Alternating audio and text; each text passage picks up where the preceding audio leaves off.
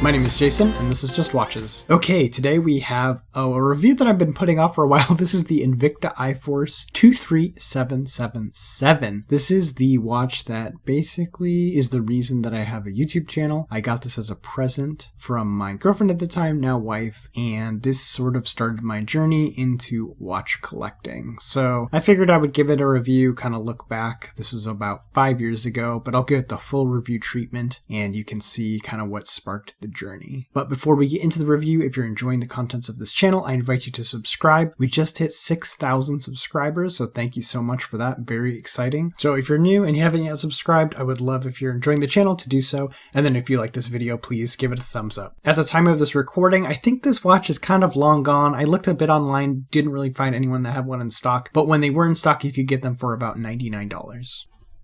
So the case is 42 millimeters in diameter, 50 millimeters lug to lug. It's 13 millimeters thick and then has a 22 millimeter lug width opening.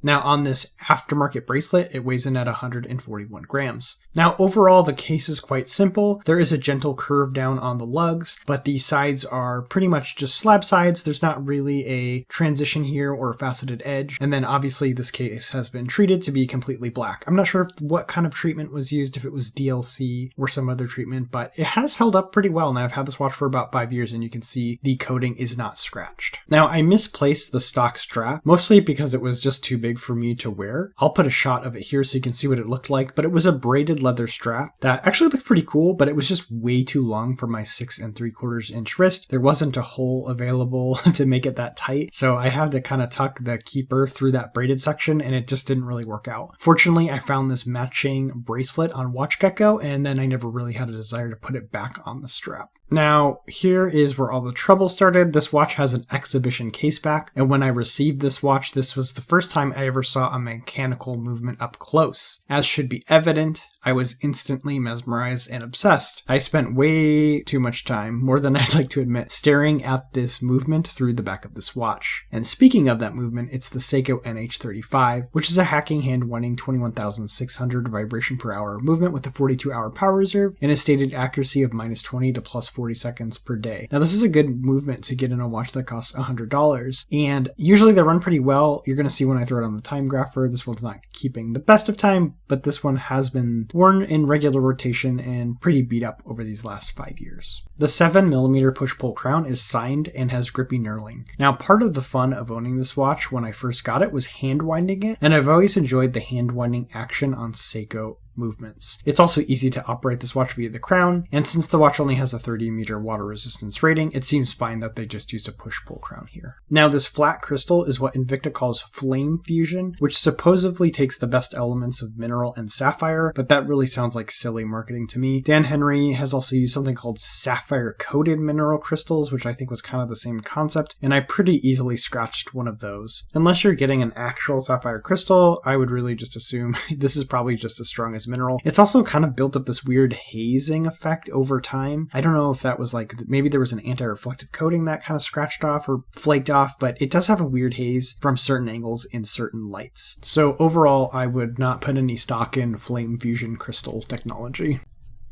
The dial is a matte black with white dashes around the edges for the minutes. Invicta is applied in high polish at 12 with automatic printed at 6. A framed date window resides at 3. Now the white date wheel seems very out of place. I think it pops way too much against the rest of the black and orange dial, so I wish they had used a black date wheel. The main hour indices are vivid orange, and they're extremely long. I actually love the orange and black combination, but I do feel like these indices do invade too much of the negative space in the center of the dial and make the dial seem cramped overall. That said, the orange and black combination is extremely legible, and I really like the minimal text used. The handset is also orange, albeit a very slightly different color. You usually can't tell in most lighting conditions, but they are technically a little bit more neon, which drives me a little bit crazy. The hour and minute hand are also technically loomed, but the loom is awful and unusable. The second hand is also orange with a small counterbalance. I would prefer a slightly longer minute and hour hand, but overall the dial and hands on this watch are pretty fun. While I don't wear this watch very often, I think it has gotten more compliments than any of my other watches. And here is the watch on my 6 3/4 inch wrist. I think because it's all blacked out, it wears slightly smaller than its specifications, but I think I can definitely pull it off, and I think it looks cool on this aftermarket bracelet. So pros and cons, starting with the pros. Well, this is a very affordable, casual watch with a solid movement. The colorway is fun, and it is really legible. The exhibition caseback is a great way to be able to appreciate the movement and the fact that this is a mechanical watch, and I really like to see exhibition casebacks on entry-level mechanical watches. It's a really good way for people that are newer to the hobby, like me when I got this watch, to really appreciate how a mechanical watch works. As for cons, the indices are a bit long for my taste. The loom was an afterthought, and the stock strap was just too long and will probably be too long for anyone with a 7-inch wrist or smaller. And then finally, I don't really like that white date wheel. I think it sticks out too much and should have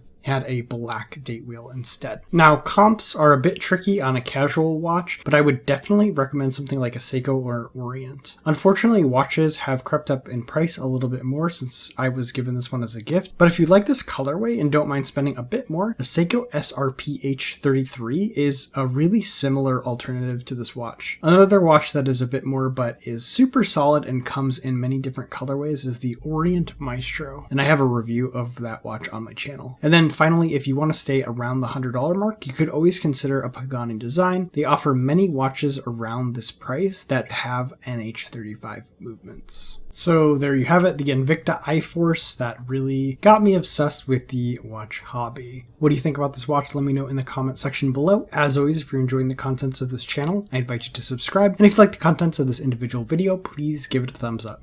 That's all for this time. My name is Jason, and you have been watching Just Watches.